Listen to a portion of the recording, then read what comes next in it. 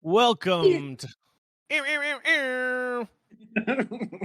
Welcome to Milking the Franchise, the Cash Cow Chronicles, where me and Chris watch movies. All right. How you doing? Tanner? Oh, I'm good. Good. How about you? Yeah, doing good. It's a beautiful night down here.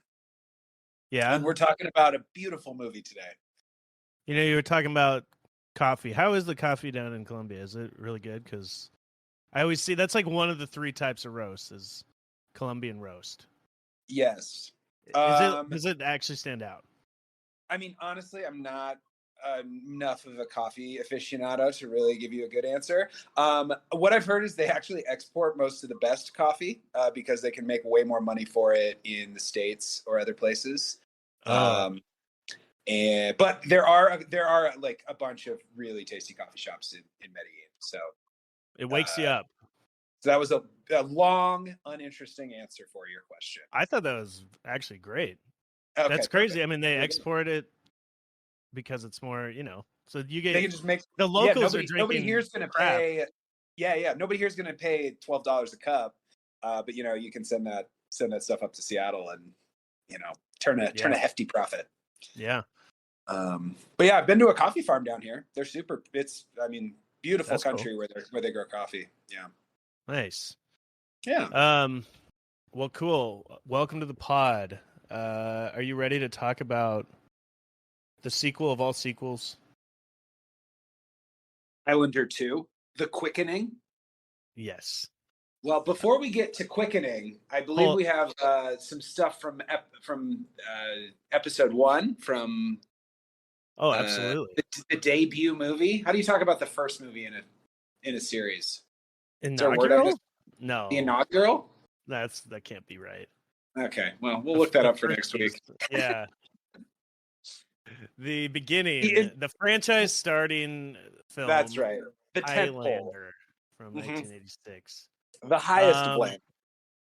One of my favorite movies that I've seen recently. That's for sure. Yeah. Great find. Yeah. Great find. Got lots to talk about with this sequel here, and I'm hoping that it turns out the way that I want it to. And I'll get more into what I mean by that soon. So yeah, first off, let's talk about last week's survey. So every week we put out a survey for the movie, so you can follow along and fill out answers, make jokes, and play along with me and Chris. That's right. We like to laugh here. So the first question is favorite line. We got a tie between "Tonight You Sleep in Hell" and "There Can Only Be One." I should have gone with "There Can Only Be One." It's the classic line. You seem to like the "Tonight You Sleep in Hell" line. You brought it up several times. I love that line. Yeah. Favorite part of Sean Connery's persona. We got a tie between the peacock feathers and the red jumpsuit and matching hat. Well, if you like that jumpsuit, it makes an appearance in this movie as well. So stay tuned. Of course. Mm-hmm. Favorite Queen song. We got unanimous "Princes of the Universe," which, after listening to the album this week, I kind of like "It's a Kind of Magic." Okay. Yeah, I think that's actually a standout song. And then favorite Quickening. So the Quickening, of course, in Highlander is when you kill an immortal, chop off their head, you gain their powers, suck up all the electricity and life force. So basically favorite death scene. 100% voted for the final showdown between McLeod and the Kurgan. Such a cool scene. And then so awesome 80s graphics, like just ridiculous. Oh, so cool. Yeah. Oh yeah. Amazing. Of the flooded rooftop. Yep. Favorite part of the sex scene. So there, we made some references to the sex scene in last week's pod. And tie. We got a tie between Buddy's Grabbies and Nippy's Grippies. Nippy's Grippies, baby. Oh, that was you added that. Okay, I did. I forgot I added an other option. So Kissy Yep. Sexies, Boobies Lickies, Buddies Grabbies, and Nippy's Grippies. Yeah. Some people are into that, I think. That was great. Yeah, Nippy Twisties. So if you could live forever, now we're gonna get really deep here. If you could live forever, Chris, regardless of being a powerful Highlander or having any special powers, would you? We were split. Yes or no? I said no. You said no. Yeah. I said yes. Why would you like to live forever, Tanner? I don't want to die, basically.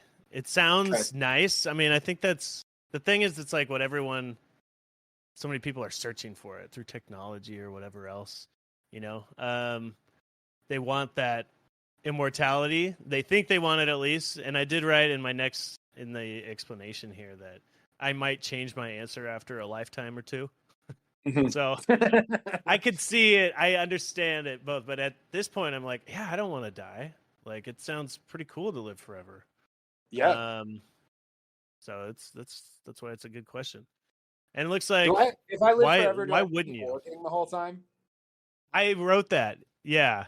I would say I said I'd have to be wealthy and attractive in some way. No way I'm working for eternity at some shitty job. Yeah. Or do this podcast forever. Actually, that'd be fine. Is that what I signed up for when I agreed to do this with you? Forever, an eternity of podcasting. Well, there's always going to be sequels, so it'll work out. It'll work its way out for sure. And you said no because forever is a long time. I said forever's a long time, but yeah, I mean, I just feel like I don't know. One of the things that makes this life so beautiful and so interesting is we only get to do it once. So you got to get everything. Got to try and maximize and do your best. Well, I think we found out. It's weird to think about. Yeah, I don't know. It's just weird to think about being immortal and there's no. What are the consequences? Like time. You can waste as much time as you want. I don't know. True. Yep. It looks like if there was a movie about us, I would be the villain. That's what I've discovered here. Fair. Yeah. And if there was a zombie movie about us, I would be the first one to die. Would not even put up a fight. I would kill anything in my path to get to live forever. There you go. Immortal Tanner. So the next question we got, what is your immortal name? We got Queensryche, Tanlander, the Seattleite. I like that. Where you're from. And then Skulldugger. Is that supposed to be Digger? Well, I started to type that in and it put in Skullduggery and I thought it sounded funny. So I left it as Duggar. Is that a word? But I thought that would be like a good, like a good Kurgan, like a good villain. Yeah. Guy. Yeah. Is that Skulldugger? Is that a word? Skullduggery? Skullduggery is. I don't know if Skulldugger is though. General Skullduggery? What is that? I don't know. Let's look it up. What's the next question? I'll look it up while you. Oh, you got it. Okay. Underhanded or unscrupulous behavior. Also a devious device or trick. Okay. Right. Okay. So it'd be a good villain. That's great. Skulldugger. Yeah. Mm-hmm. Oh, that's awesome. What other time period would you want to see Highlander in? I wrote caveman time. Nice. And then 80s Miami. That sounds fun. Wouldn't cocaine. It be sweet?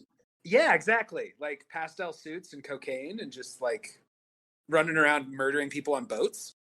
Don Johnson is there. Sounds great. Mm-hmm.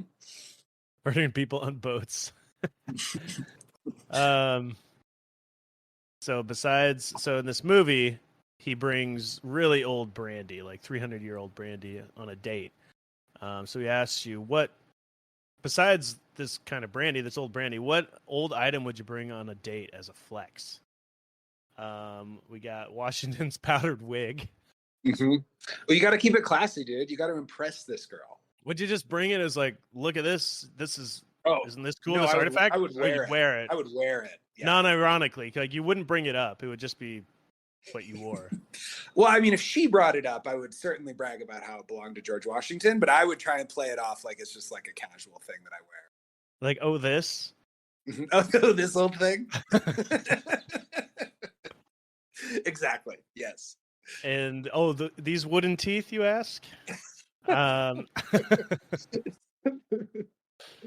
better to nipple twist you, my dear. Oh, awesome. And then we also got Sean Connery's suit and hat, of course. I think, same thing. You could wear that suit and impress a lady. Without a doubt. And then the very first Twinkie, because they last forever. That's a nice touch. I like that. And then we asked you to rate Highlander, and there's only one choice because there can only be one. So it was a 1 out of 1, 100%. Love it. And I would have rated that a 1 out of 1, even if I had 0 out of 1 as a choice. I think I would have as well. It was a banger. It's a fun movie to watch. One of a kind. Yeah. Awesome. So yeah, stick. I don't know what I'm saying. Make sure to take the survey for this episode and every episode that you listen to and play along.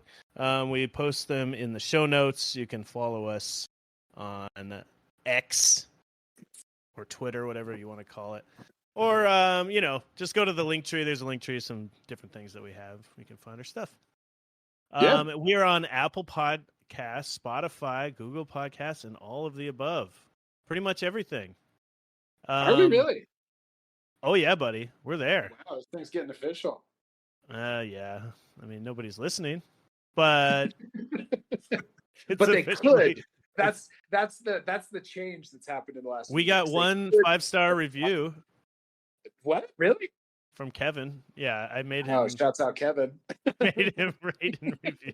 We're at the point in this podcast where we're shouting out individual listeners. So shouts out Kevin. Oh, definitely. Oh, yeah. Okay, if you're within the first 20 listeners and fans, we will learn your names and say hi to you at the beginning of every episode. And we'll send you a card on your birthday. I'm not going to do that. I immediately take Christmas. No, you'll be part of my Christmas card club, and I'll send you a Christmas card every year. There we go. With Chris Lambert's face on it. Okay.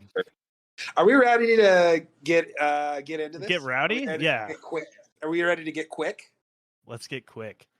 Yeah. All right. So this next movie that we watched is called Highlander 2: The Quickening. Came out in 1991 and somehow was directed by the same director, Russell Mulcahy, as the first one. Interesting. So, I didn't pick that up, and yes, it feels very different. It's very different, and I'm hoping. So I don't know when I should reveal. Yeah, I mean, there's multiple versions of this movie, and I'm hoping you saw the edited version. Where did you watch this movie? I watched it on Freevee. Freevee, okay. How long was it? Do you know?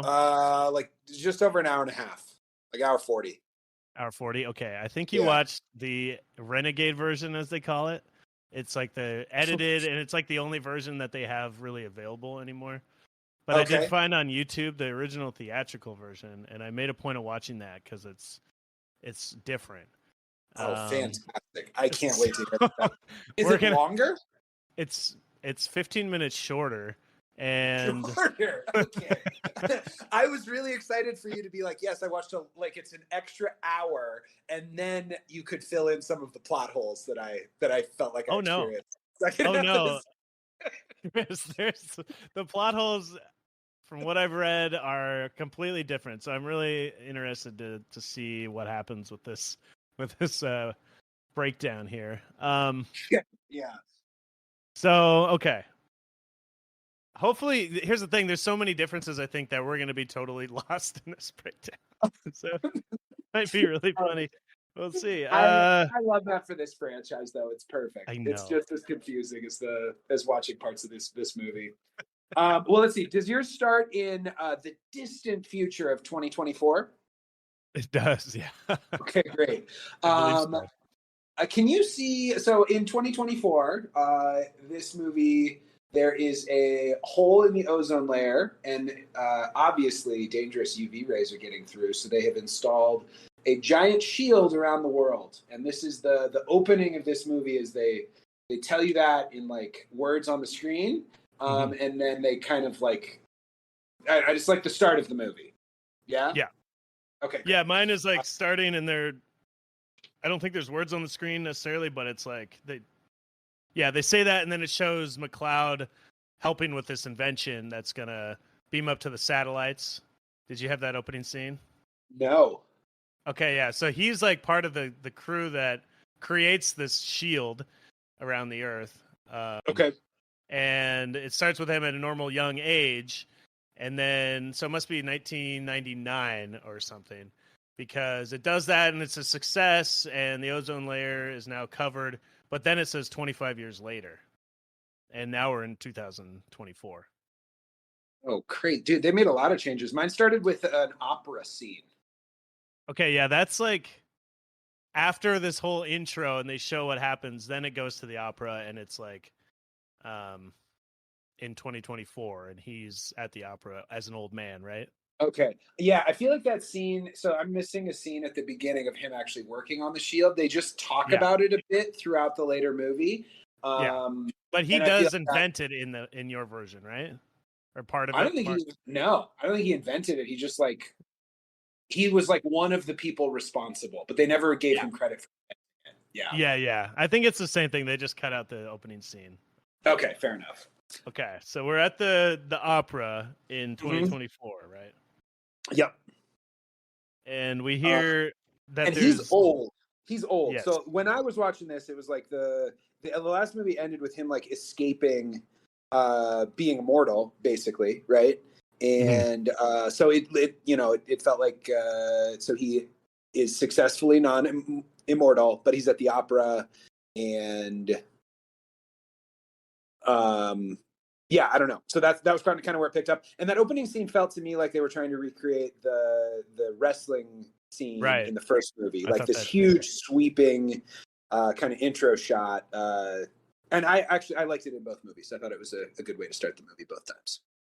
Except there's no awesome battle immediately afterwards. Also true. Yeah, I don't know what it said for you, but it said here that there's no sun and no stars, only heat and humidity. So like in the future, it's like a beam that they created that links to a satellite and creates a artificial ozone, but it's also blocked out the ability to produce any weather on the planet, and it's just a hot enclosed little or like pressure cooker of an Earth. My movie did not explain that. It showed the shield, and it was like implied that you couldn't see the stars anymore, but it didn't really talk about the weather being gone or any of that. Great. This is great. I'm filling in plot holes already. This is wonderful. Oh, there's gonna be some good stuff here. So okay, where's it go for you after the opera? Okay. Let's see. I'm sorry. This movie to me was very complicated to follow, so you'll have to give me a moment with my notes here. It kind of cut to Sean Connery, who was in a different part of the timeline, and he's outside of some dome in some like dystopian future, and he meets a young Highlander, and like says that I won't be your leader, but I know the one who will. He has like all this in front of you. And it's like young Highlander. But that was confusing to me because we saw their meet cute in the first movie. Right. And it was like they were meeting for the first time in this timeline too. But these rebels are at war. Go ahead. No, yeah. The rebels are at war? Yeah, so like the rebels that the Highlander and Ramirez, Sean Connery's character, are fighting against this guy named Katara, Yeah. who has like a different face scar than the bad guy in the first one. Yes, Michael Ironside, who's awesome in whatever he's in, but underused here. I think so too. Yeah. Is Um, that so they just say they're rebels in this? Okay, so it just like cuts to somewhere. And what time period did you think this was? I was very confused by this first transition. Okay. Because it kind of didn't line up with how they met in the first movie, because they were like good friends by the end of the first movie, and it seemed like they were meeting again here. But I figured it was in the past because he's old now, so like I don't know, like. But it felt futuristic. It was like a dystopian future scene. So I did not understand what was happening in this first scene. God, I really wish I could have seen both of these. Because I'm curious how they explain this. So what happens in mine is, and they cut all this out of your version from what I read. How was mine longer? Exactly. I have no idea, and I can't wait to find out. But Okay. Okay, so what they cut out of this entire re-edited version that you're watching is that this is another planet called Zeist, and they retcon the entire story of them meeting and just say that they were actually aliens from this other planet, and they have to go. What? Yes. So they're on some planet called Zeist in the beginning, they call it. And Sean, the same scene there where they meet each other and they say the things about the rebels or whatever, and has a destiny and all that. And then there's an ancient power called the Quickening or something. Yep. And then General Katana's there, and then he banishes them for being traitors, and he sends them to Earth on exile, and then explains that they're going to be immortal there. Does any of that happen?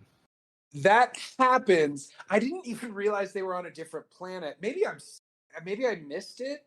Now I want to go back and watch it again.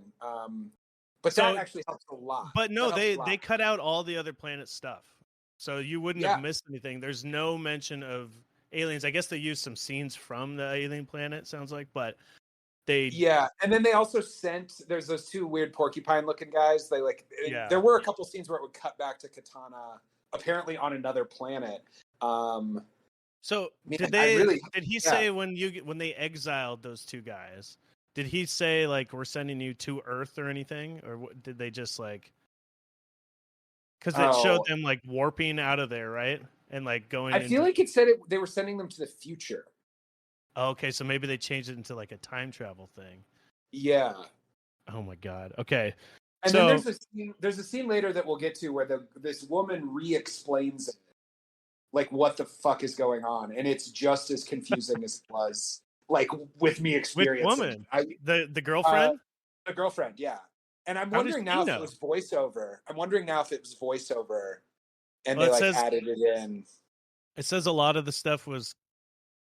I don't know if they reshot much, but they like re-edited it from footage they already had, or something. Oh, so yeah, this what a crazy movie. Okay, and I love that this other version that you watched is like the only one available, because there was no demand for them to release like DVDs of the original one anymore, because this one is yours is considered better, just slightly. Okay. But so they're sent to Earth, and the quote is, "You will be sent to the planet Earth. Once there, you will be immortal. You can only die if your head is cut off from your body. When one of you becomes the last of us on Earth, you will claim the prize. And the prize is you can return to Zeist or choose to grow old and die on Earth."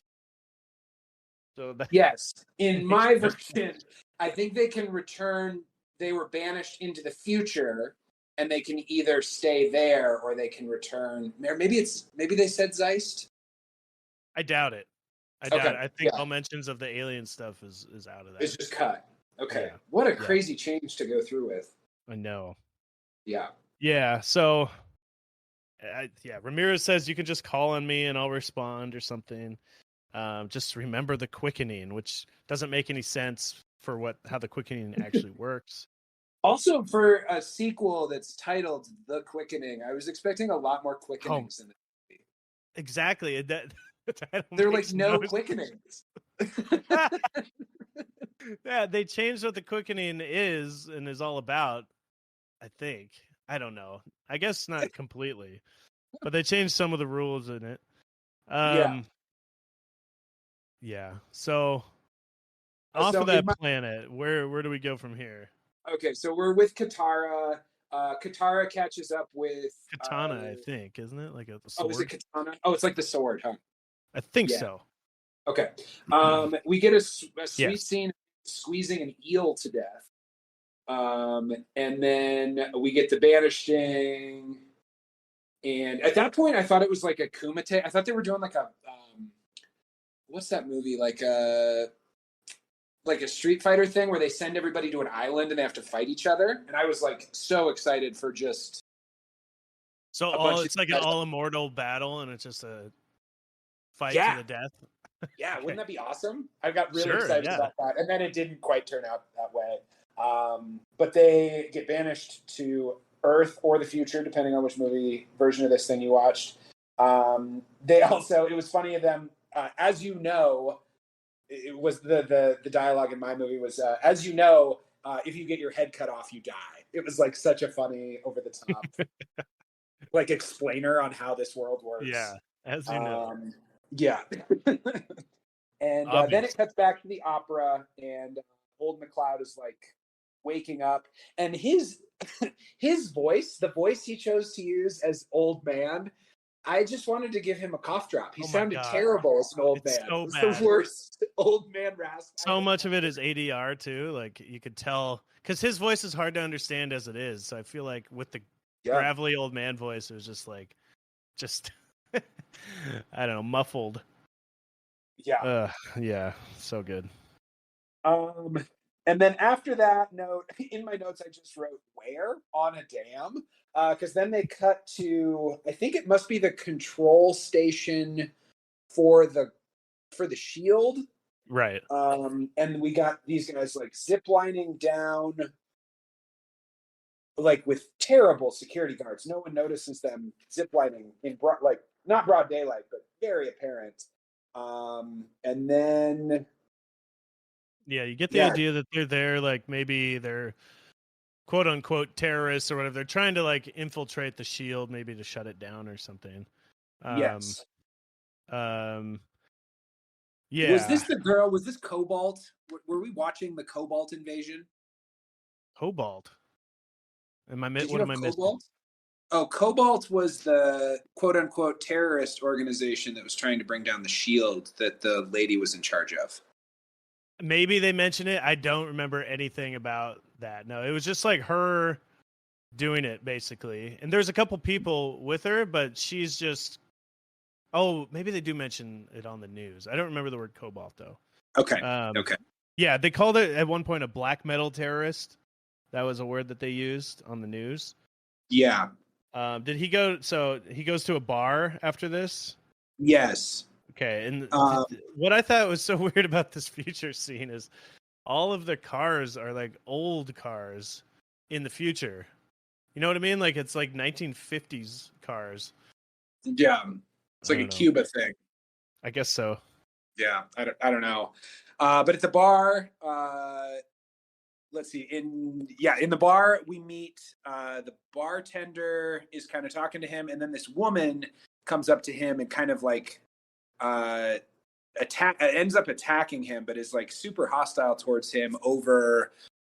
She claims he ruined his life or her life, and it's clearly about the shield, but. It had not really been explained in my version of the movie what the shield was or like what it was doing or how it had ruined her life. Yeah. Well, yeah. I mean, it's like I knew it was there. But it wasn't. She didn't explain that like there wasn't weather or that you couldn't see the stars anymore. Yeah. Yeah. He at this bar he walks in and puts on the jukebox too, A Kind of Magic by Queen. Mm-hmm. But yeah, it seems like the public is divided about the shield because the bartender's like, I thought it was been pretty good to me because the since there's no ozone, people were like dying of radiation poisoning and stuff beforehand. So that's like the justification throughout the movie. They're like, we were right to do it at the time. Highlander says a few times. But then yeah, I don't know. He says at some point the cure is worse than the disease around here. But yeah. And I have a lot of thoughts. I have a lot of thoughts about the company running the Shield, which we'll get into later. But in the second part of this bar scene is the woman ends up attacking him with a bottle, and his hand heals almost immediately. He gets like cut open and it heals back up, and the Highlander's like, "Oh shit, I'm immortal again. I got re-immortalized somehow." Really? Yeah, in my version. Oh my god. I don't think and that I happens didn't understand at all. why. This movie was so confusing to me, Tanner. And I hope listeners, as we said, there aren't many of you yet. So Kevin, what a weird one to jump in on. We watched two versions, both of which are mad confusing of this ridiculous film. So thank you for bearing with us. I don't think this happened where his hand healed at all in my version, because there's a part later on where he becomes immortal again, and maybe I just missed it. I remember her hitting him with the bottle though. Okay. Yeah, but then the girl shows up, right? Louise? Yep. Okay. And they're kind of walking outside the bar. She introduces herself, and because he's apparently kind of famous for inventing the shield, or working on the shield, or whatever his role was in the project. And so she introduces herself, and he has just seen her on the news at the bar as part of this Cobalt terrorist organization. And so he kind of like brushes her off initially. But there's a line in there where he's like kind of grumpy and brushing her off, and she goes, what's wrong? Did somebody die? And he goes, unfortunately not, because he has just realized that he's no longer immortal. So I'm like pretty sure about the sequence of the hand wound and everything here. Yeah, no, you're right. That doesn't happen in mine, I don't think. Dude, these are two different movies. This is so wild. Yeah, it's like a lot of the pieces are there, but then all the main plot lines are changed. Yeah, she's okay. It's basically just like, I don't know. She's just like, I read about you. You had such a great passion for the world, is what she says. Great passion for the world. And she's just basically gets in his car. What he would have read that would have given her that information. That he had passion for the world. Well, you, Tanner, I believe you have great passion for the world. How would I convey that would that be a newspaper article? Well, because he's a famous scientist, I guess. Now, he invented this thing, and like, I think he's just kind of grown old and weary, or doesn't care anymore, or something. I don't know. At one point, she gets in the car with him and just says, "No, I'm not getting out." And he's like, "Suit yourself." And they just kind of drive away, and that's that. And he's just kind of talking to her, and she's talking about how the numbers and figures just don't add up. There's something secret hiding in the shield. There's something that they're hiding. I've heard of numbers lying to you, but the figures too? They don't add up, Chris. The numbers and figures don't add up. Here, Tanner. So, yeah, she said that she worked for the Shield Corp and was fired for asking too many questions. Did you get that as well? Possibly. Gotcha. Yeah. And then they kind of got it for a bit, and then for me, the Porcupine Boys showed up, which are those two. Yeah, the bird people or whatever. Yeah. So yeah, and honestly, it makes way more sense that they're aliens. It makes way more sense. Yeah. Well, but the McLeod is an alien too. Like, why are they so weird? That's a great point. Yeah, him and Sean Connery get to look awesome, and everybody else on the planet looks like a shriveled up. He's like the spawn of the Penguin from Batman Forever. Yes, there you go. Yeah. So did they show them being sent there? Or did they just kind of show up? Because mine was like back to Michael Ironside's katana, and he's like, "You need to find McLeod and kill him." Randomly, I don't know why all of a sudden he needs to kill McLeod, because he's dying naturally. Like he's not immortal in mine yet, as far as I can tell. Maybe I did miss that little bit, but for some reason I didn't understand why he's like, we got to go back to Earth and kill them, so he sends them to Earth. Is that? I don't understand why Michael Ironside is like even that upset about these guys. Yeah, you didn't have any explanation. Like, yeah, I don't get why he's so upset. Yeah. Yeah, me either. I mean, they were rebels fighting for the rebels on their planet. Whatever happened, I don't know what the situation was at all. On what was it? Sleeve? No, that's not it. Sleeve. Zeist. Krim. Zeist. There we go. Zeist. Yeah. So they send these two creepy guys, and I mean, there's some awesome, amazing stuff here. Really. 10 out of 10 bad movie stuff in this scene. So good. Tell me about it. Well, he first calls for Ramirez, which I'm going to ask you about at some point during this episode. And they end up fighting on this street is baffling. There are Ramirez is here? What's up? Ramirez is there? Nobody called for him. Okay. You mentioned that earlier, and I still don't really understand because they got sent to different places or something. So Ramirez is not in this fight scene, but he calls for him, and they like make that part of the scene. Okay. And then the Highlander ends up fighting these two guys. There's like an elevated. The sidewalk is like if all the sidewalks were fire escapes. It's like elevated to the second floor. It's like a scaffold kind of thing. Yeah, it's super funky. And this set looked really expensive to build. There were some of these moments in here where I was like, this looks like an expensive thing to put together. And for this movie, it seems like I don't know, maybe should have taken another pass at the script or like. Oh, the budget was quite high for the time. Yeah. Yeah. But yeah, so they, the first one, they end up fighting on top of one of these walkways. And at this point, the Highlander is still old. He's still an old dude, even though he's now back to being immortal in my movie, even though he's not in yours. So they're fighting on top of this scaffolding, and they end up getting knocked off the scaffolding, and they land on top of a train, and the train is running through. Whoa, wait. Okay. You didn't have the hovering? Oh, I did. I'll get to the hovering later. The hovering was the second kill for me. Oh, what the hell? Yeah. Okay, yeah, because this starts off. Hit me with it. I want it. This starts off for me before any of the scaffold fighting. They come in. One of the guys comes in on hover shoes, right? Like a little hover. Oh, they for sure have hover shoes. Yes. Okay. And he can feel them enter, but they have hover shoes, and then one of the guys is like flying around with wings, right? Yep. Okay, just making sure, because I feel like they enter on the hover shoes first. Maybe they just rearranged everything. You'll have to forgive me for not highlighting the hover shoes. They were ridiculous, but compared to the rest of this scene, they made sense. It with the rest of it. I couldn't believe when I saw those hover shoes. All right, so they're fighting. Well, also, they came in. They got blasted in from another planet or the distant past, and cackling like crazy people. Like I put little weasel bird people is what I put them down as. Little weasel bird people. I love it.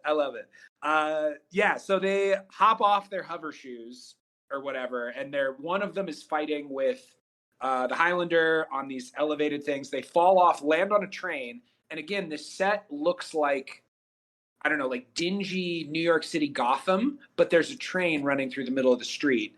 And so they sword fight on the train for a little bit, and the Highlander ends up knocking, what did you call them, little weasel bird people? Yeah. Okay, cool. I called them the Pork Bros, short for porcupine. But little weasel bird people gets knocked off, and the train runs over his head. It's like cuts it clean off. Yeah, it was a pretty dope decapitation. And it's the slowest train I've ever seen. Yes. So ridiculous. So there's one quickening. So that the quickening happens. We'll highlight them because again, there are not many in this movie. So he receives the quickening just like a normal from the first one. The head gets chopped off, the electricity comes, everything explodes. Like absolutely everything around him is exploding. Yeah, just an orgy of fireworks. It's like, yeah. And then there's like this truck, like a gas truck or something, that's kind of careening out of control, and it disconnects and it hits him and explodes right in the fire. And the other guy's cackling, like the one that's still alive, and because he thinks that this is going to kill him. At least in my version, he thought that did the job, and then he emerges from the fire young and immortal once again. Back to young. In mine, I think he became immortal the second he killed this second guy, or this first guy. I think that's the moment he became immortal in my version. That I would buy. That honestly would make more sense than what happened in mine. Right? Because at some point, the girl kind of explains that you're immortal on this planet. If there's multiple people from the planet on Earth, then you're immortal. And so if you kill everybody, and she kind of goes back and forth when she explains it. She's like, if you kill everyone, you're the last one, then you start aging again. Then if somebody enters again, you become immortal again, just by them entering. So I don't know. What? Until you kill them again. Have to get so complicated. Why'd you have to go and make everything so complicated? I know. Yeah, man. At this point, he's young again. You also forget to mention that giant gas tank that rolled at him and hit him with that big explosion had that giant kissy lips on it. Oh, yeah, true. I thought that was a nice touch. Love it. Yeah, do you want to talk about the second kill? This is like bad movie Monday gold, the second one. Yeah, so this guy comes in, like wings kind of come out of the back, like I don't even know, a mechanical wingsuit kind of thing on the bad guy. And McLeod takes the other guy's hover shoes. It's just like a little foot platform thing. Very small. It's not even like a hoverboard. It's just like only covers his feet. And it's like a very fast hoverboard thing. And they fly around and fight. They fly around for a long time. A long time. There's a big cheesy battle. It's super entertaining, actually. I love the scene. And at one point, the bad guy just blows up a homeless man. Just shoots him and it's huge explosion for no reason. Years, did the homeless guy say anything? I don't think he might have like mumbled something, and he stood up, and then the guy just blows him up. Oh, okay. Well, in mine, you're right. There's a homeless guy, which is weird because there's nobody else on the street. It's completely empty set. And then this guy walks out and he goes, "Hey, pal, you got a light?" to the guy as he's flying by. That's when he gets blown up. Okay, so there's the light. Yeah. Awesome. Yeah. All right, and this battle ends basically. It was a little confusing. He gets his sword up and there's like a cord or a wire on the ground, and he just pulls it up at the right moment and is like, come on. And somehow he like pulls the cord at the right time to slice off the guy's head as he hovers by. Is that how yours ended? Oh yeah. It was like a Home Alone trap. Yeah.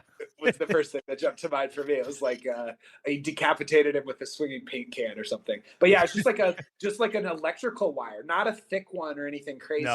No. Yeah, like I don't think it would even cut your or my head off if we ran into that. No, it hurt. It was like it would like knock you back. But yeah. So the second quickening after he gets decapitated, though, I think that might be my favorite. There's like his body continues flying. It's terrible like effects on it for another 20 feet, like decapitated and like fully upright, and then crashes into an electrical box. I think it's my favorite part of it. I think it's my favorite explosions. Scene. It's so funny. Oh yeah. Yeah. Okay, so let's see what happens next. So this fight is officially over. I think. Well, mine kind of cuts away before the girl comes up to him, and it shows as this quickening is happening, some of the lightning kind of goes across the world and just like goes. It it like banks off of the globe or the shield, Mm-hmm. and goes over to Scotland, and it beams down, and Sean Connery appears. Does that same thing happen for you? Was he on stage at Hamlet? Yeah. Then yes, that did happen for me. And I don't even know what happens here. He appears on stage and says some things, and he walks out. He's like almost gets hit by a car because he doesn't know what cars are. Yep. Did I miss anything there? No, yeah. And then they're also like, well, the fastest way to get there is by flying. And he's completely taken aback because he's never heard of airplanes or airports or any of that stuff. Yeah. Yeah. I mean, there was a sex scene in mine with McLeod and the girl, Louise. Yeah. No, or maybe no not sexting. sex. They go to his place and they like make out. She comes up to him in the alleyway and like they barely have known each other or anything, and she looks at him and he's young and she like touches his face, and then he touches her face and like leans in for a kiss, and they start making out in the alley. Yeah. But then did yours have that thing where she goes, so let me get this straight, and then recaps that they got blasted from the past or from your other planet?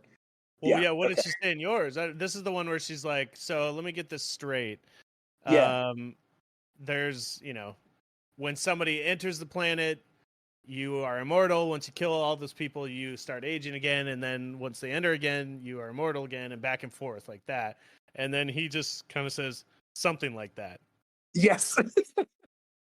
And he uses something like that a few times in this movie just to like brush off something that doesn't make any sense. Somebody's like, did you... the core principles of this movie and the way that the physics of this franchise works. Yeah, so, yeah. How does this work? Yeah, does it work like this? Something like that. Something like that. Did you get a facelift? Yeah. Something like that. Yeah. Similar to that. Yeah. And you can explain anything that way. Yeah, but like listening to her run through like what the fuck was going on in this movie. What did she say in yours? Well, it was like you got sent from the past to here, and whoever the last one alive is wins a prize, and then you can choose to return or stay here and continue aging or whatever. But it was like, even listening to a recap of a movie I'd already watched, I was still like, I don't think I get it. I don't think I understand this movie. This is too complicated for my little brain. I couldn't quite wrap my head around it. Well, I don't think it's your little brain's fault this time. Mm-hmm. Yeah. Okay. Thanks, Tanner. That means a lot. Yeah, because the movie makes no sense. So yes, it's pretty fun to watch, but it does not make sense. Yeah, well, I was enjoying it for sure. Mm-hmm. Okay, so we get the explain away, the origin story. What happens next for you? We talked about Ramirez and going off to the airport and everything. Did you have that scene of him getting a new set of clothes? Yeah, that's where he learns about the airport for me. There's like there you go. Yep. I don't know when it happens. I feel like it's not for a while for me, but yeah, what I had next is that he goes to his friend who helped build the shield, and like the doctor from Scrubs is there listening. Did you get that? Yes, but I had a scene before that where Katana now comes to kill him because his two henchmen have been destroyed. Yeah. I think this happens. They just kind of rearrange some stuff. Okay. And yeah, let's talk about Dr. Allen, because I feel like I didn't meet him. I have a whole nother page of notes before. Oh, really? Oh, no. Here he is. Yeah, he's coming up soon. Okay. They just had another extra scene in there. Got it. Okay, so let's talk about Dr. Allen. Yeah, I don't really have a whole lot, but this is where he asked, did you get a facelift? You look great. And John C. McGinley, who's the guy from Scrubs, was kind of listening in on his conversation. And that's pretty much all I got. He kind of confronts the two, right? We have to talk about the set in this scene. Okay. Because they're in a room with the biggest fan I've ever seen. And it seems to be there just to cast shadows. And then there's also grates letting light through. it's like a shadow museum that we're watching them interact in. Yeah. I'm like, I Super don't dark. understand where the fuck they are or like what that room is for. It's just his office. It's like the craziest, I know, it's just his darkest, shadowy room.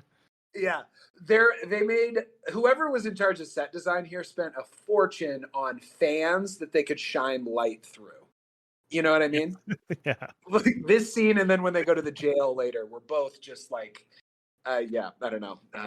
It was a great '80s touch. Oh yeah. Okay. So after this, This I've got. this is funny though. This is actually so in my version. This is where I also got a flashback of Alan and McLeod launching the shield, which I'm assuming is the scene that they put at the start of the movie for you. Oh yeah, probably. Okay, yeah, and then we get John C. McGinley, and so he seems to be in charge of the shield. He works for the company that somehow makes money off there being a shield around Earth. Right. Yeah, but he also works at the jail. Yeah, because they imply that the shield, like they may not need the shield anymore. Like the ozone has repaired itself, but for profit reasons, they've been keeping it up. And I don't understand how they're making money off of it. How are they making profit on that? I have no idea. It's so baffling. Yeah. Like, I get it. Like, capitalism's bad, and evil big corporation puts the shield up. Like, great, easy villain. But like, how do they make money off of this giant shield that's just keeping the sun out? I have no idea. Yeah, I don't know. Yep, maybe it's the prison. I don't know. Yeah, but then also he works at a prison. So the shield also owns a prison. Yeah. This is a weird company. It's a real weird company. Very strange. Yeah. Okay. I did think another scene I really liked in here. We actually get a quick shot of Ramirez flying on a plane and the safety video. Did you get the safety video? I did get all that, and he's talking to the girl next to him. But boy, it's way later. So I have the whole train scene with Ironsides first. Has that happened for you yet? Run me through that. That happened before I met Dr. Allen. So that one already happened for me. Yeah. Okay. We're a little out of order, but that's okay. This movie's crazy. Yeah. So the train scene. If you're confused listening to us talk about this movie, try watching this movie. That's my challenge to you. I challenge you. Yeah. So he shows up. He crash lands in a subway car in New York or wherever they are. And he gets up and is just kind of like bullying people. He beats up this guy for his jacket. And he's just a crazy guy. And he storms to the front of the train and just speeds it up as fast as possible. I don't know how he knows what a train is or how to work it or what anything is. I don't know how he has any reference for anything that's going on in this world, but he does. He goes, it starts to go 300 miles an hour plus, and it's just cruising. And all the passengers are like, from the speed of it, are just like flying to the back of the train, like ragdoll style. And he crashes out the end of the train, like through a brick wall, and just walks out and says, "Last stop." Yeah. And the train is fine when it crashes through the wall, like totally fine. Even though it was supposedly going 300 miles an hour. This was another one of those scenes where I was like, because when it crashed through the wall, they had to build a set for that, and the wall broke, and they had a train on hand. I was like, this looked really expensive to film for how stupid this scene was. Like, what is this scene adding to this movie? Yeah, he just had this maniacal face. It was kind of a callback to the scene in the first one where he's just driving recklessly and scaring Brenda. Yeah. Remember the That's a great point. Yep. It was just kind of like rock and roll music and train driving fast and just being a madman. Yeah. So that happens. And then this is when, I guess he meets Highlander already at Brenda's grave. Does that happen for you? Yeah. But it's holy ground. So they can't fight. There's no fighting there. Yeah. And then the tailor scene happens for me. So Sean Connery goes to a fancy gentleman's tailor. and pays him one of his pearl earrings to have the suit done by 3:00. Yep. Which I don't know how he has. Again, like how do he doesn't know what planes and trains are, but he knows what 3:00 is. I mean, I don't think they had like watches back then. Did they like actual time like that? Man. Yeah. How long do you think time has been around? I Googled it, and clocks were invented in like the 1800s or like Okay, but what about like 1700s, sundials? and they had Right? 'Cause we've been sundials having and stuff. sundials. But I doubt he was saying like 3:00. You know what I mean? It's Yeah, like this is a great question. when the I sun, don't when the know. shadows hit 3 or something. But yeah, the sundials are super old. But anyway, so there's like a fun dress scene, like in a romantic comedy right now. That's a Right? great comparison point for that scene. Yeah. Like Yeah. them trying on different outfits and saying, no, no, no. And then back in the changing room. Yeah. It's like one of those scenes. Yeah, and then so he gets a new suit. It's like kind of an updated suit. Not as cool as his old one, but I guess they wanted to update it. I don't know. And he gets in a plane for the first time. What do you have to say about this safety video that he watches? I just thought it was a funny scene because they used the safety video and they were like, make sure, in the event of an emergency, put on your oxygen mask before helping others around you. It was all the normal stuff you normally hear, but the video that they were playing over the top of it was like actually of a plane crash. And it was like really, it was pretty funny, like to think about that playing on a plane, like, I know. just like this horrifying, like, plane going down in flames and crash landing in an ocean. And that's the footage that's going on while they're doing all the normal beats of an airline safety video. Yeah, and then is the brown-haired woman next to him? Does he have that little moment? Yeah, he's got a flirty little thing going with that tall glass of water next to him.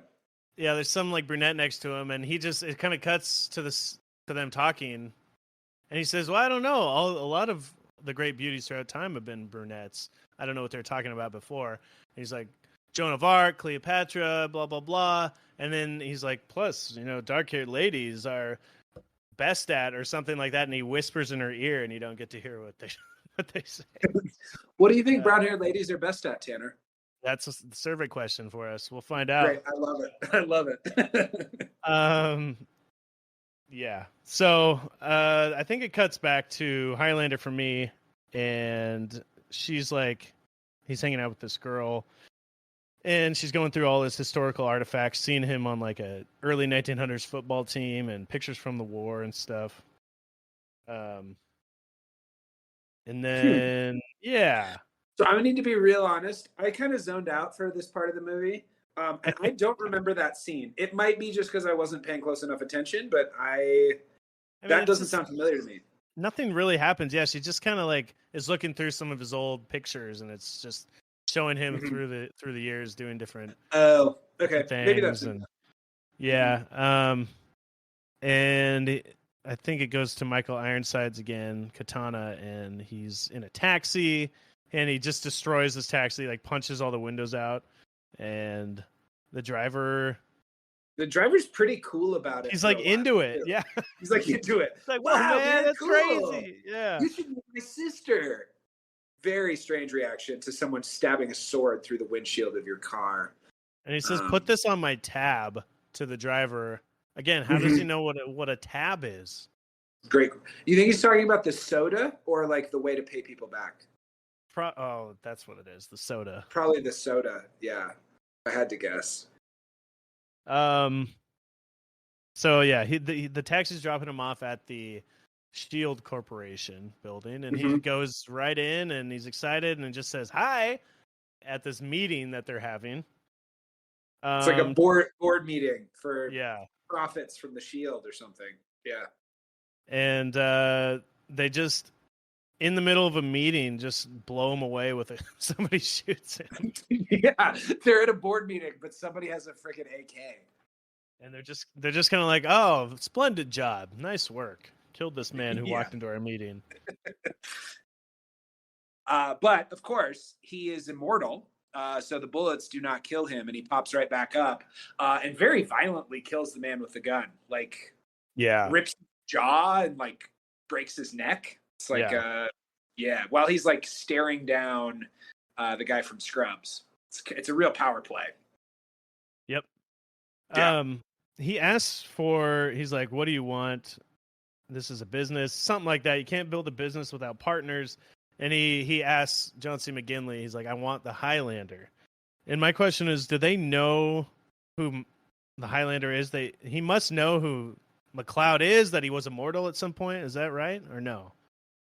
Well, remember McLeod helped design the shield. Yeah. So they must know who he is on a pretty on some level. And then also wasn't John C. McGinley listening in on some conversation between McLeod and Dr. Allen in the giant fan office? For sure. Okay. I just wonder if he knows, if people know that he was immortal at some point, if that's like fact. You know what I mean? Oh, or is it still that's a great question. I don't know. Or that he's the Highlander. Yeah. Anyway, it doesn't matter. I read that scene as he was just saying, okay, I'll give you whatever you want. And then they'll figured it out later. What happens next for you? Let's see. So they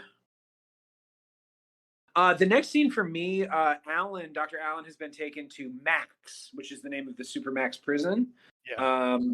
And not the HBO streaming, the new streaming service Max. That's right. Not Mad, the futuristic like sand and gasoline movies. You're talking about not Mad, like the Mothers Against Drunk Drivers?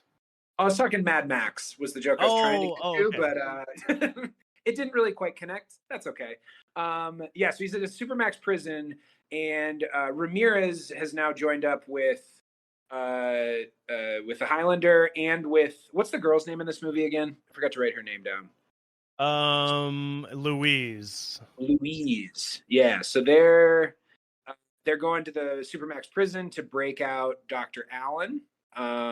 They have the scene where Sean Connery shows up at his apartment. Run me through it. Maybe. He just shows up at his apartment. And they have like a sword fight for fun, basically. Does that happen? I did have that scene. Yes. Thank you. I missed that. Yeah, and I was wondering how come Sean Connery is old as far as the rules go, it's like why did McLeod get younger this time around, but Sean Connery stayed the same age as an old man. Anyways, great question. Okay, so they go to the prison, and what happens? Do you remember their entrance into the prison? It's quite a scene. No. Okay, well, in my version at least, they load the lady into the trunk of the car, and they just drive into the prison. And they get lit up by bullets. Like each one takes over 100 bullets. They tell us later, but they're immortal. They have to get their decapitated. So but that's their whole plan, is just drive into the prison, get shot up. And then when they've been taken to the morgue, they wake back up. Now they're inside the prison, successfully infiltrated. Thank you. That was the word I was looking for there. And the girl pops out of the trunk just like, oh, I don't know what's going on. She kind of plays it off, even though she's wanted for breaking into this place already. Right. She's been labeled as a terrorist for all she did was put up her hair into a bun. Place. Yeah. It's a great kind of point. play the cutesy girl, and they kind of take her in to get checked in by doctors in the same room as the two dead bodies. Yeah. Twist. They're not dead. They're immortal. Twist ending, guys. So they beat up the doctors, or one of the doctors just passes out from surprise that these guys are still alive. And then they go through a tunnel system. What is that tunnel system for, Tanner? Can you explain that to me? I have no idea. I wrote during the scene, going somewhere to do something. Yep, that's about it. They start just going through some tunnels. These tunnels are 10 feet tall. They're like that corrugated metal stuff, and they have fans with lights above them every 10 feet. So you get the kind of the effect of that. But I don't understand, like, is it just for escaping from the prison? Like, what would you build tunnels that big for? Yeah, how else are you gonna escape? I don't know. But anyway, breaking into the Supermax prison was pretty easy, and they find Dr. Allen immediately. Like, I don't know if it was the same for you, but like, Yeah. They split up, so Ramirez is not with them, but the Highlander and the girl find Dr. Allen in like 2 seconds. Like, he's just down one of these tunnels, and they arrive just in time for him to die. Yeah, I wasn't. Did he die? I wasn't sure. I wasn't sure if he was just tired and sleepy. But yeah, I guess maybe he took a nap for the rest of the movie, Tanner. Yeah, I don't even know if they learn anything from him. Do they? I think he confirms that the shield is no longer necessary because the hole in the ozone layer has fixed itself. And so, like, you could get rid of the shield and like bring back Earth, but the company that again somehow makes money off of there being a shield around Earth is not going to go for that. Yep. So Dr. Allen dies, but the Scrubs guy was listening. He's got like listening devices everywhere. Yeah. I don't even know if they showed that for me, but yeah. Okay, fair enough. He was listening in on this conversation, and so at this point, Katana and the guy from Scrubs are kind of like working together, and the Katana guy's like, or this guy from Scrubs is like, well, they're never going to escape this Supermax prison. And Katana's like, yeah, but you said they were never going to get in either, and here they are. And so then they trap them in that room with the giant fan. We're back to giant fans. Did you have this scene? You must have. Yeah, it seemed like to me, maybe I missed something, but they like just wandered into this room randomly. Mm-hmm. But they must have. Okay, yeah. And then the girl says, she looks at a little, like, there's like a code, like a key code thing on the wall next to the door, and she's like, combination. We need to know the right sequence to open the door. I just love that. Yeah, that's combination. Combination. Yeah. Combination. Yeah, you mean you need to know the code? We need to know the right sequence to open the door. Yeah.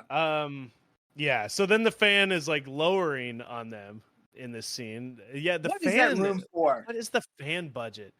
I don't know. Yeah, it's like it's just like a spinning. It's a lowering fan. I was thinking like that makes sense for like the Highlander world in a sense. It's like, it could chop all their heads off in this thing. It's like a little blender coming down, but there'd be no reason for them to build it. They don't have knowledge of the Immortals, right? I mean, not that they showed in mine. No. Yeah. So. And again, we just don't understand the business model of this company. What is it that makes it profitable for a company that runs a shell that's around the world and also runs a prison? Why do they need a head chopper offer room that locks people in their headquarters? Maybe that's where they throw the terrorists that try to blow this place up. I don't know. But Sean Connery uses his power, which this is a new thing for this movie. Yeah, this was have like electricity powers through the quickening or something. Or the quickening is like the lightning itself instead of the act of absorbing in this movie. And you know what I mean? Like they kind of shifted. It's like a electrical power that they have almost. But so his hand lights up and he touches the top of the fan as it's about to crush them all. And bagpipes play what once was Amazing Grace, dude. Amazing Grace, yeah, that's what I couldn't think of the name. Yeah. So the bagpipes play, and he stops this thing, and it goes back upwards. How does the door actually open, though? Just like his magic. Yeah. They just hand waved that away too. So like they've been locked in this thing, and he gives this little speech about how, most people are given a full measure of life and they let it waste away. But if you put all of your life in one moment, you can do anything. And that little speech was enough to get them out of this I don't even, in this weird fan room, again, fan budget crazy. And so he stands there and holds the fan up while the other two escape. But it seemed to me, too, that he could have also just walked out the door at that point. Yeah, exactly. Like, why didn't you just continue to like push the thing upwards and get out yourself? Yeah. But instead it collapses on him and explodes, and that's supposed to be the end of Ramirez again. He dies again, which it seemed like he had just arrived. For me, like he was only in the movie for about 5 total minutes, a couple quick clips in the beginning, and then he shows up and this all happens. Yeah, he got a sexy suit, and then he went on a plane flight, and then this happened. Yep. Yeah, he says, "Will I ever see you again?" And he's like, "Who knows? Who knows?" You know, just a little nod to how stupid this movie is. I think. Probably. It's like probably. Doesn't Depends on matters. what the budget is for the third movie. Yeah. Yeah, but it also doesn't. He doesn't like get his head cut off, and he doesn't absorb the quickening this time either. Right? He just gets crushed by the fan. You're right. Somebody should have gotten the quickening for that, right? Yeah, definitely. Like there's quickening points there left on the table. Who gets those? Who gets those quickening points? Although maybe it's because he wasn't killed by somebody. He was killed by an object. I don't know. Who knows? I don't know the rules, and they changed all the rules from the first movie to the second movie. Yep, it's terrible, and it's the worst atrocity for such a cool movie.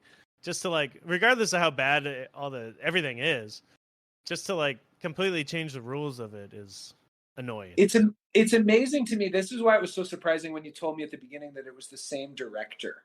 Because this would be like, we just did Jaws. It would be like Steven Spielberg doing Jaws 2 and making it as bad as Jaws 2 was. You know what I mean? Like, yeah, like why did you? It or seems not like even that'd be Jaws 4. It would be like Steven Spielberg making Jaws 4 and being like, oh, now the wife can like connect with the shark. Like they changed all the rules. None of the cinematography was as cool. Like, I don't. Yeah, it was baffling. It seems like it'd be like your baby, right? Like this is. Yeah. Why would you want to do that to your baby? I don't know. I don't know, Tanner. But he does. But he does. We're the wrong people to ask. We don't have babies. True. Yeah. Not that I know of. Nice. Okay. Hey, nice. But let's see what happens here, Chris. Okay, so so it falls on Ramirez. Out of the picture. What's up? I said it falls on Ramirez. He dies. Yep. He's out of the picture, and so now McLeod and the girl take a truck. They run over Katana, and they're like driving towards these coordinates where there's like a problem with the shield, or they think they can like dismantle the shield that's around the world. And Katana has grabbed onto the bottom of the truck, and he like pulls himself up, and they have a fight on top of the truck while the girl is driving, and they're driving down this road. McLeod, I have none of this happen. Oh, really? Yeah. Okay, well, it's not a very good fight scene, I imagine. Like, yeah, it's not too surprising to me that it's not in there. And they end up. Why don't you explain up until the rooftop or something? So what happened in yours? Did they take the truck? So, well, I was going to say, I don't know. So it cuts back to after Ramirez dies. It cuts to Katana in the office with McKinley, John C. McKinley, and he like tells him he fucked up or something, and he grabs his balls and crushes them and then throws them out a window. Did that happen for you? That did happen. It did. But that's for sure later. Okay. Yeah, it cuts right after Ramirez dies. And then it's them, it's the girl and Highlander. They're running and they're kind of just like, he like gives her a gun to fend off the bad guys and just says, hold them off. And then they just have a big showdown with the swords. It basically cuts all that out. Whoa. So are you at the final fight already? Yeah. Dude, oh man, I can't wait to tell you about what happened in mine. Okay, good. Okay. So yeah, we'll do that until the final fight. Explain up till the final fight. Okay, so this is awesome. I love that you haven't seen this. Okay, so they run over Katana on the road. He climbs up on the car, and they like fight on top of the car. The Highlander manages to knock Katana off, which is good because Katana's trying to kill the girl. She's not immortal, so she's an easy kill. But they manage to knock him off, and then they drive for a while in this truck, and then they just pull over to the side of the road, and there's a sign that says shield ceiling. and then they climb up a ladder that's through like this tunnel, like a rock tunnel. Am I making any sense? I'm listening to the words as they're coming out. So they found the shield ceiling sign, and then they go up a ladder. Yep, and then they go up a ladder through like this rock tunnel, and there's like laser. I think the shield is like glitching at this place on the world, and so this is like why they have to go there. Wait, what's glitching? The shield, like it's why they're able to shut it down. They have to go to this particular place because it's like glitching. And I think they got the coordinates from Dr. Allen in my movie. Sure. Anyway, so they climb up, and this ladder takes them above the shield, like onto some mountains, like snowy Alps mountains. And you can see the shield. The shield doesn't even go above the mountains. It like goes up against them like it's water. And so when I wanted to talk to you about this, because it's like that's like lower than airplanes would go. So can airplanes go through the shield? I don't know. Not in mine. I feel like it's a total outer shell situation. Okay, right. And they showed an image of it earlier where it was like way in the atmosphere. Yeah, because there's a satellite, right? Yeah, right. But like in this movie, you can literally climb to above it, and then they have this moment where they're like, "Oh yeah, it is okay up here. The UV light isn't going to kill us. We should turn off the shield." It was bizarre, just super bizarre scene, and like it's so low to the ground, right? Like you can climb a mountain and you're above it. Anyway. Wow. Yeah, shield ceiling, baby. Shield ceiling. And then I get the shot of Katana killing the Scrubs guy. And then Katana comes to sword fight there. This part was very unclear to me because they went from the top, literally the top of like the Alps, like snowy, snow-covered mountains. And then they're like in a cave fighting by this like column of light that seems to go to the satellite, maybe? They're in a cave? Like an indoor space for sure. Like a big warehouse. Like a big facility. This was like a ceiling or like a rooftop, I thought, for me. But it's like enclosed. It was a rooftop, but then enclosed like a dome situation. And there's the beam of light that goes up to the satellite, right? Yes. Okay. Did they have the scene where so they kind of start having a showdown, and then McLeod like is on top of a service elevator and it gets cut and he falls all the way down to the bottom? No, not in my movie. Yeah, there's something, but then they're just like back where the shield. It just kind of cuts to. He's like, he is hurt and he falls down this elevator shaft basically, and then he's just gets up and nothing is that bad. Yeah. And this is after he gets rid of the girl, or she's not in until the very end at this point. She just has a machine gun and apparently successfully holds everybody off. But yeah, then there's nobody to hold off for me in my movie. Oh, really? Right? Because they drove away from everybody. Oh, right. Yeah, this is them like I like trying to get to the center. I was like, okay, they're making their way to like the center where the beam is to shut it down. Like, yeah, and they're kind of like escaping bad guys, stormtroopers or whatever you want to call these guys. And yeah, so then they have a showdown, a sword battle. Finally, a sword battle. Yep. Again, there's only been like 2 quickenings in this movie. I know. Yeah, I know. So yeah, they have the battle by the shield beam, right? Mm-hmm. Yeah, and it's pretty anticlimactic for me. It was just pretty much they have a quick battle, and at one point he knocks the sword out of Michael Ironside's hand, and he instantly chops his head off. It's a real quick fight. And after how good the final battle was in the first movie with the Kurgan, it's a super letdown. You're totally right. Yeah, and then so he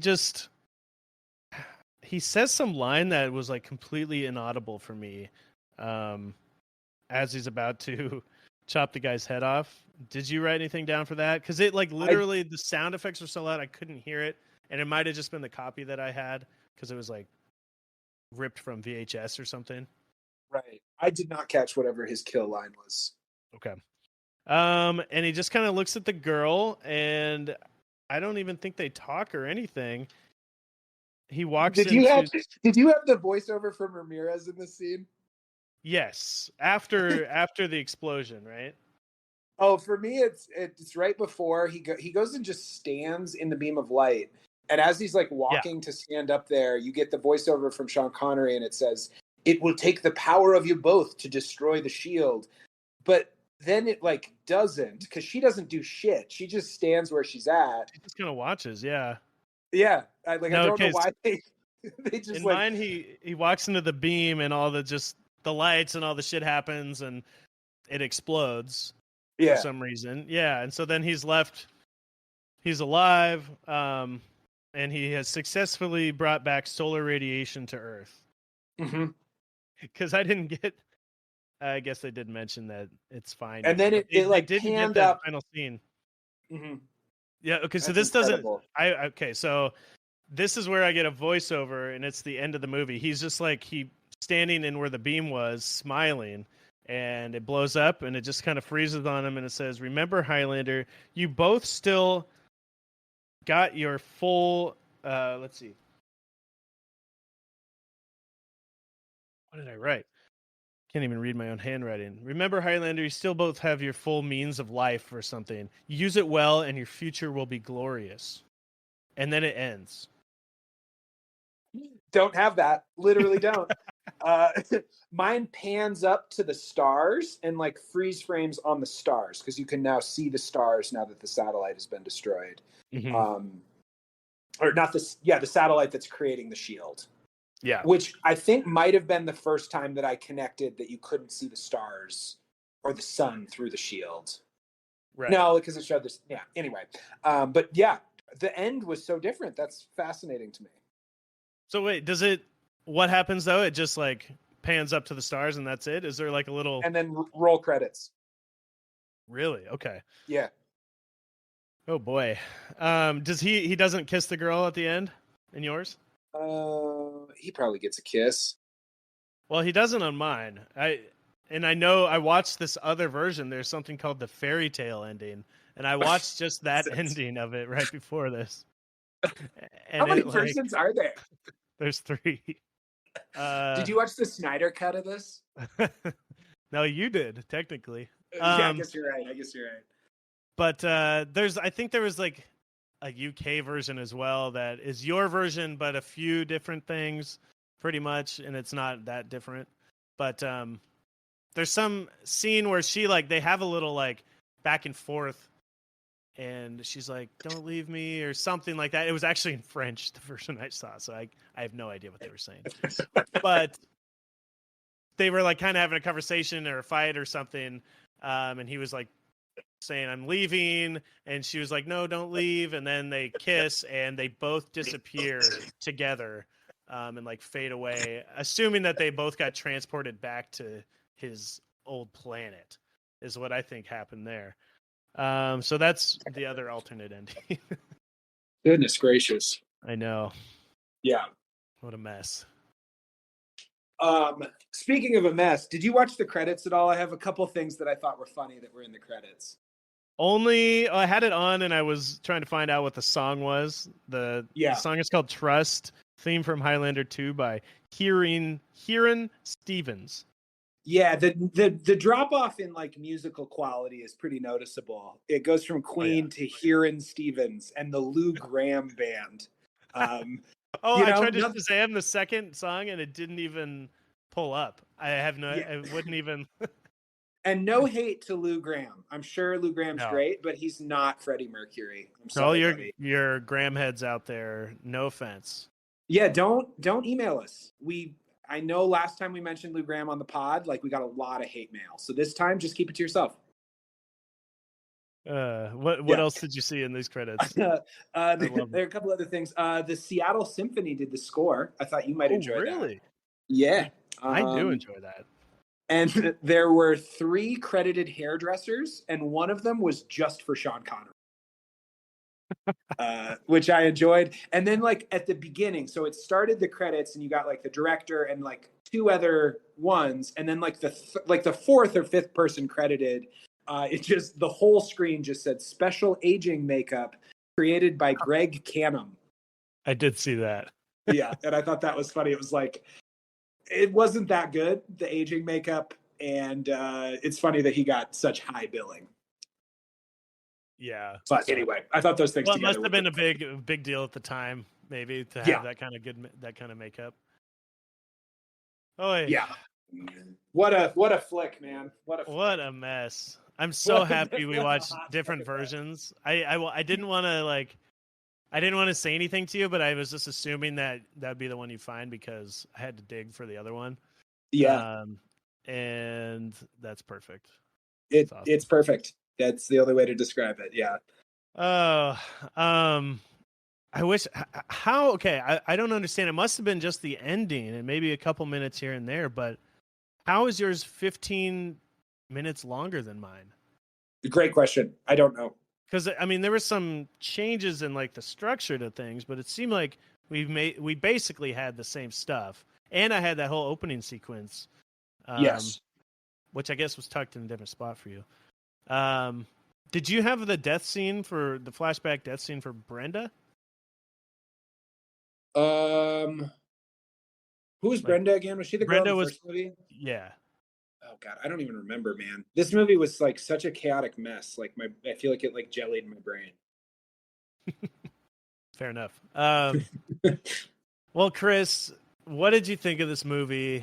Did you have any beef, and what were your MVPs? Man, okay. I mean, for how big of a mess this movie is, it was still pretty fun to watch in like the bad movie sense. The action scenes were ridiculous. There's a lot of money that went into staging this movie. I think my biggest beef is like they just changed how the rules work.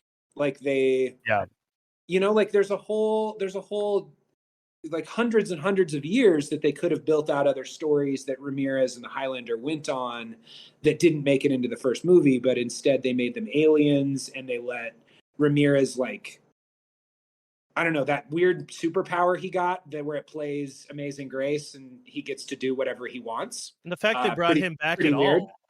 Yeah. Yeah, he could have stayed dead. I mean, that makes no sense. Yeah. No sense. But like, having said that, like it's got its moments that are pretty fun to watch. It's just I don't know. It's the drop off is pretty steep from 1 to 2 though for me. Definitely. Yeah. Definitely. What did you think? Yeah. So let's see.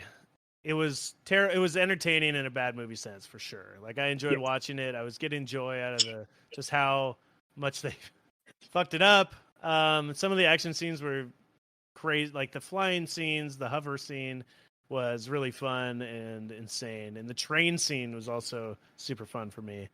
So those would be my MVPs, is just some of the action sequences there, just because they were outlandish. And then the beef is, they changed the rules. They completely changed they brought back Sean Connery for no reason.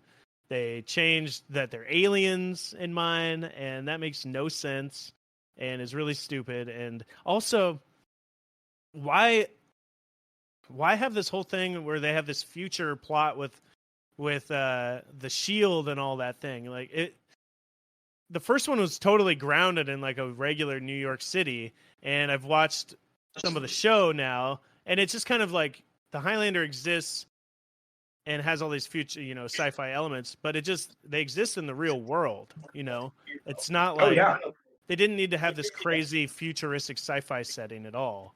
No, I mean, just them being immortal is like enough of a sci-fi element that it made ancient Scotland interesting, right? Like, I just want Yeah. I want this dude in time. Like, that's the fun of the first movie, and the sword fights, you know. Yep. But yeah, and also I complained about it before, but I will bring it up again. This movie is called The Quickening, and The Quickening in the first movie was so much cooler, like so much cooler. Way cooler. Yeah. Yeah. It's bad. It's definitely bad, and it's a disappointing sequel in every way. Besides it being like just entertaining to watch through, you know, way down the line the lenses and knowing like that this franchise kind of falls apart and stuff. It was a fun bad movie for sure.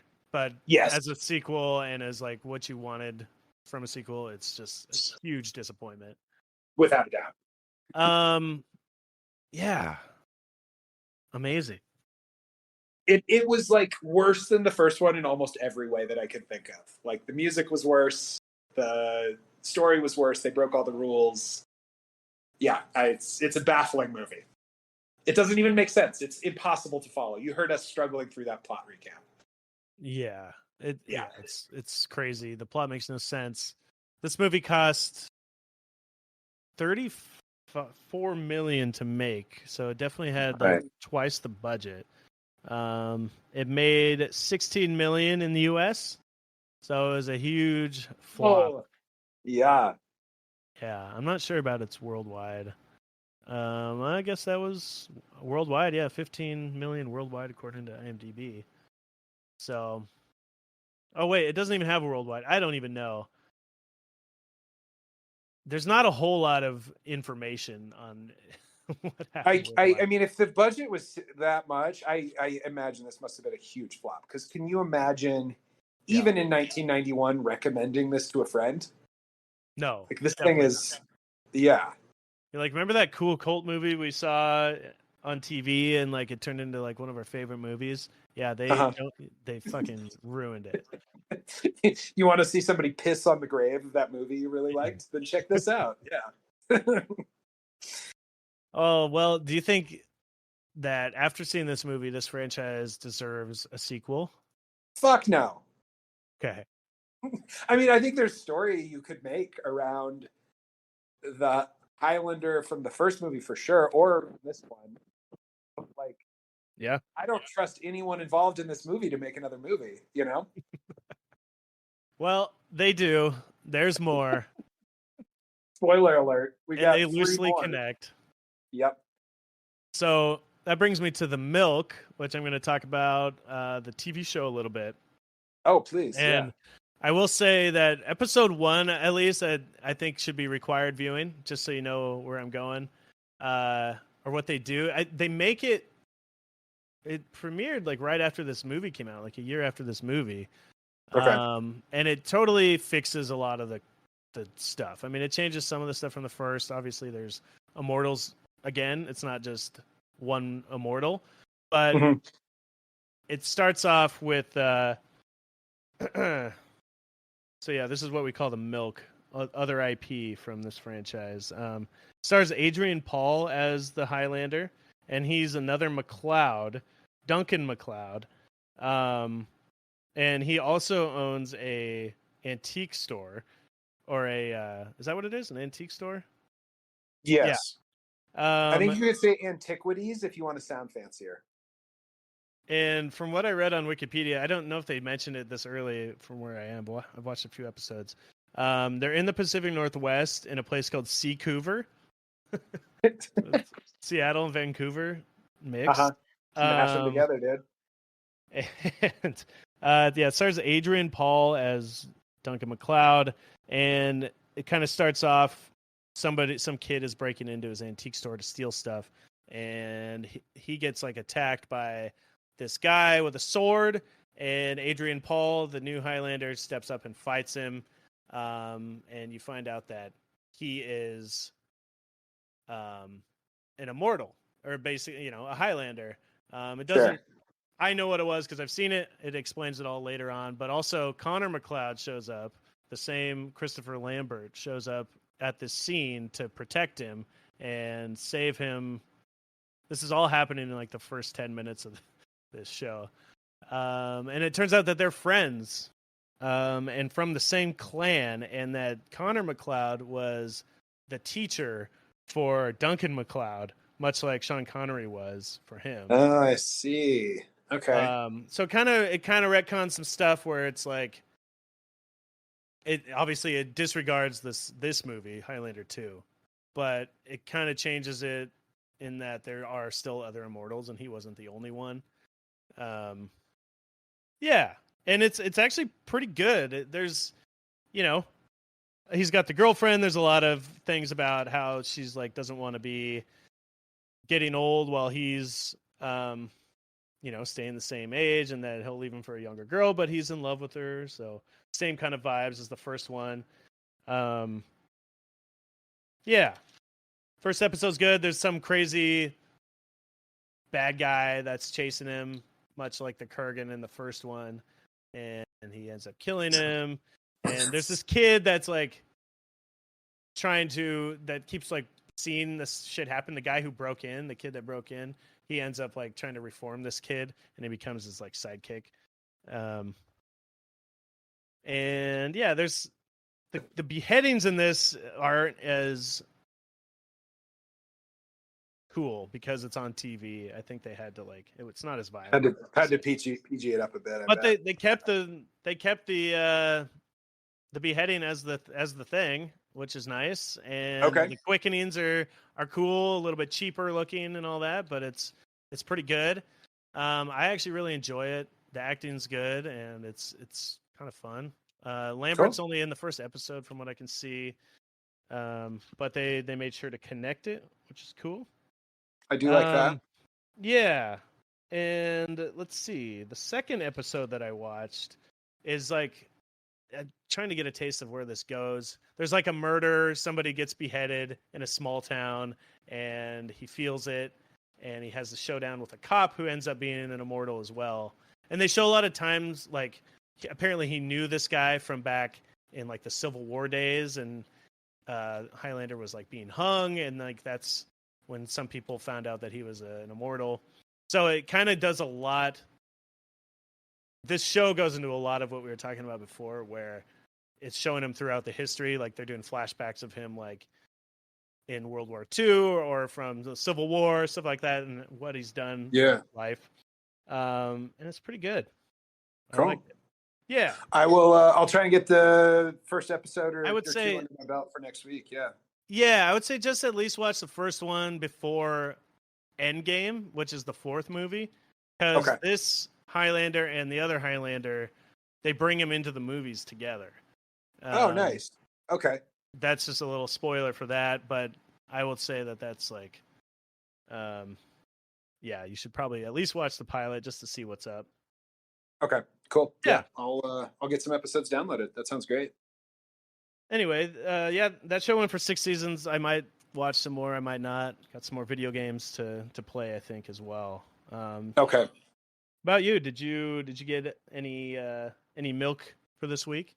I apologize. I did not get any milk this week. I did look on my Kindle. I went to the Amazon store to look up the Highlander book because they did a novelization from the first movie.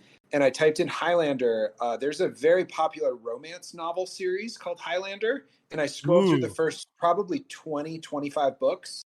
And I didn't see it. And I kind of gave up. So I might check again. I might not. What's this Highlander romance novel about? Oh, maybe I'll just read one of those instead. And I'll be able to tell you next week. Hilarious. Yeah. No milk from me this week. No milk from me. Okay. That's great. Yeah. Well, that counts. You milked the Highlander romance. Of course. Yeah.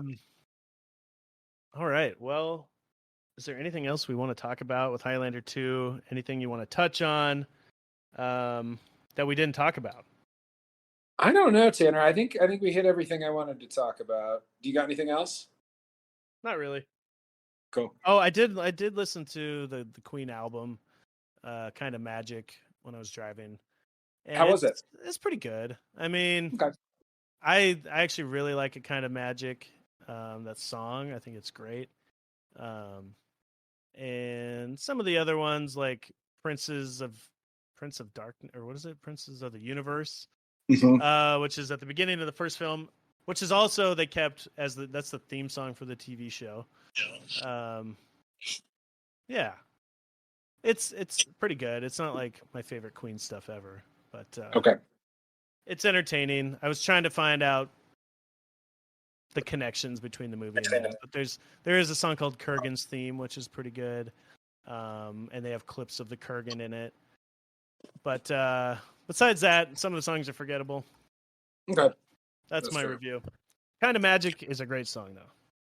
Yeah. Yeah. But yeah, that's all we got for Highlander 2, The Quickening.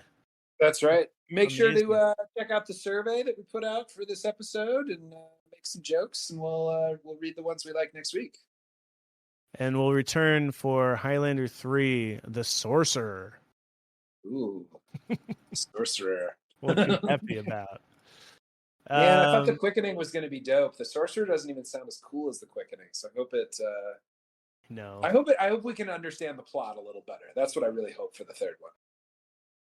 Well, we'll see. We'll see. We'll see what they do. Yeah. All right, guys, and Chris. Thanks for listening. Thanks for listening, and we'll talk to you soon. Bye. Bye.